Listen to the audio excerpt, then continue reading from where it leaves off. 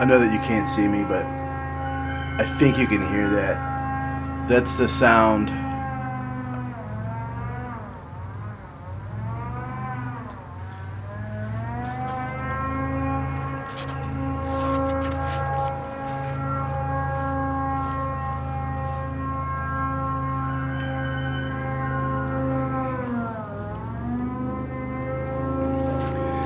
That's the sound of an airboat.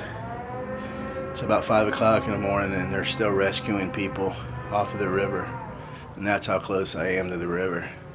I know there's people still trapped in their houses on the rooftops. They have no supplies, no food, no water. It's kind of an eerie sound.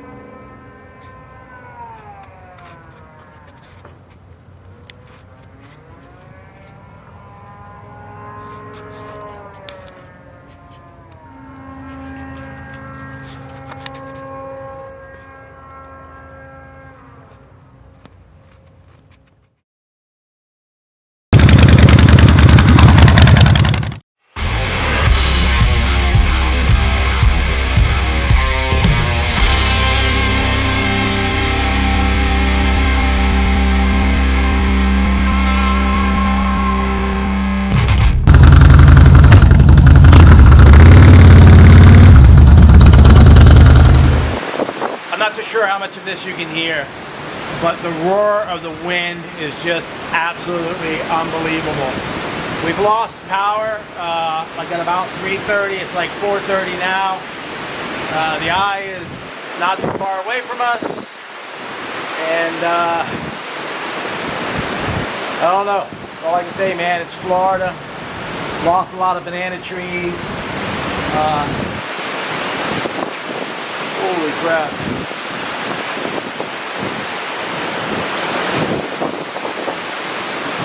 And they say that it's only begun, that the wind speeds will probably double. I know 10 miles from me, Lake Susie, that 120 mile an hour winds.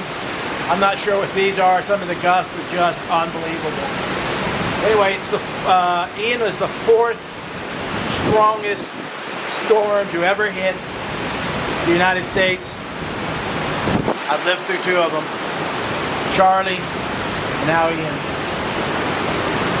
It's Florida, baby. Keep saying that.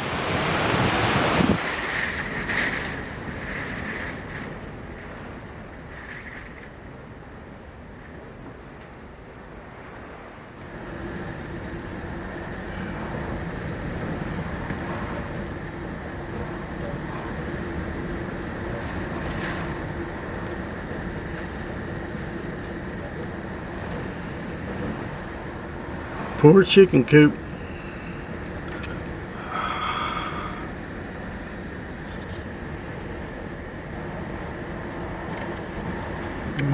There it went.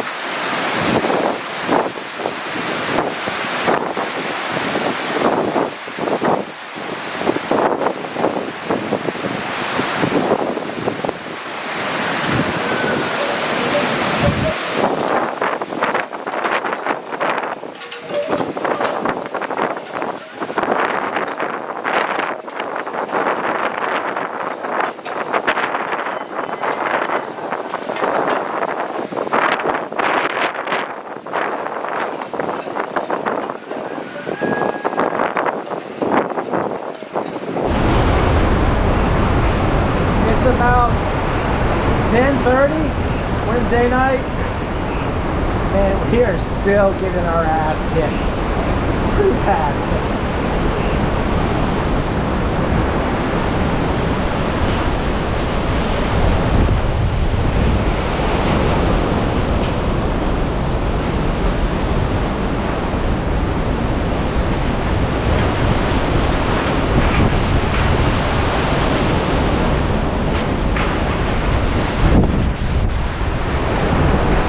definitely say this is the worst one I ever been in.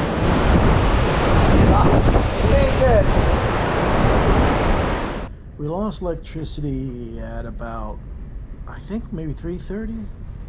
It's a little after 10:30 now.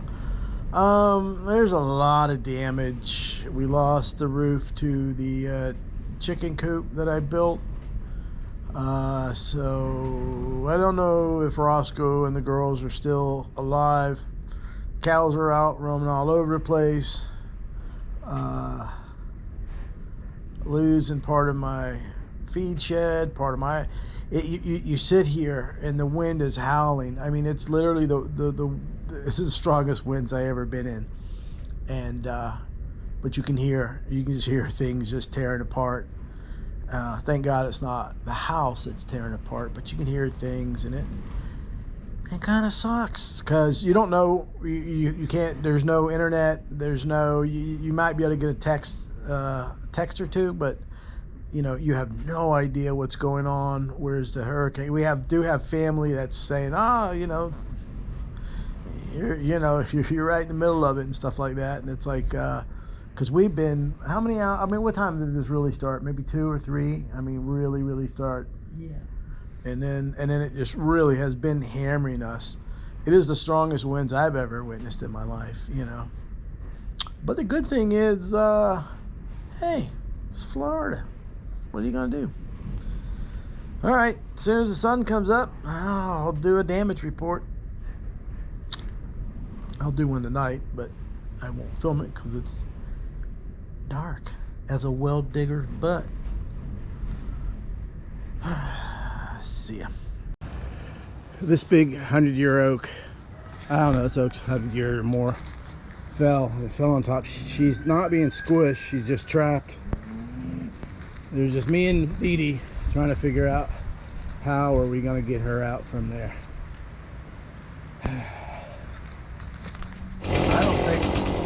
I think if I cut this chunk out, I don't think it's going to roll because this big piece right here is rolling.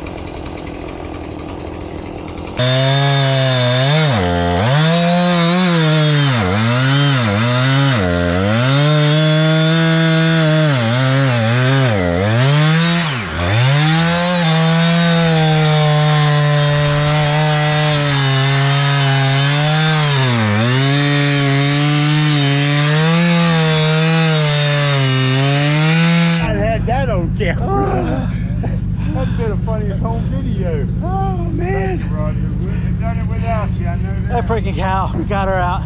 She got up, and for whatever reason, she came after me. With an old farm, I can still move. Where did you come from?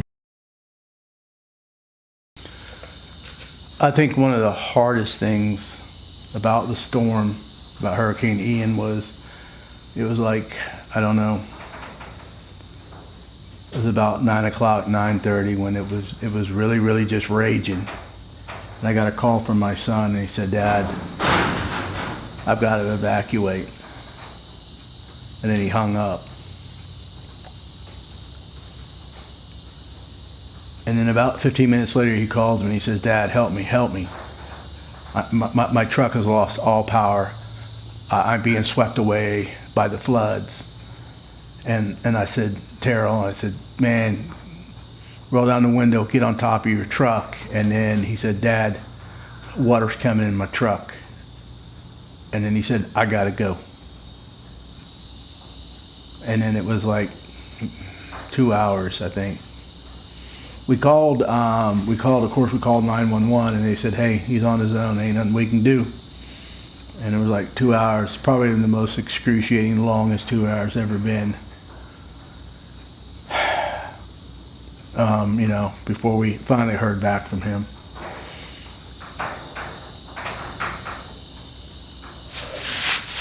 You know, when we did hear back, he said that there was some guy, and I guess his wife seen the lights of the truck flicker, and she was on her porch, and she said, "Hey man, there's some guy out there and his lights just went out."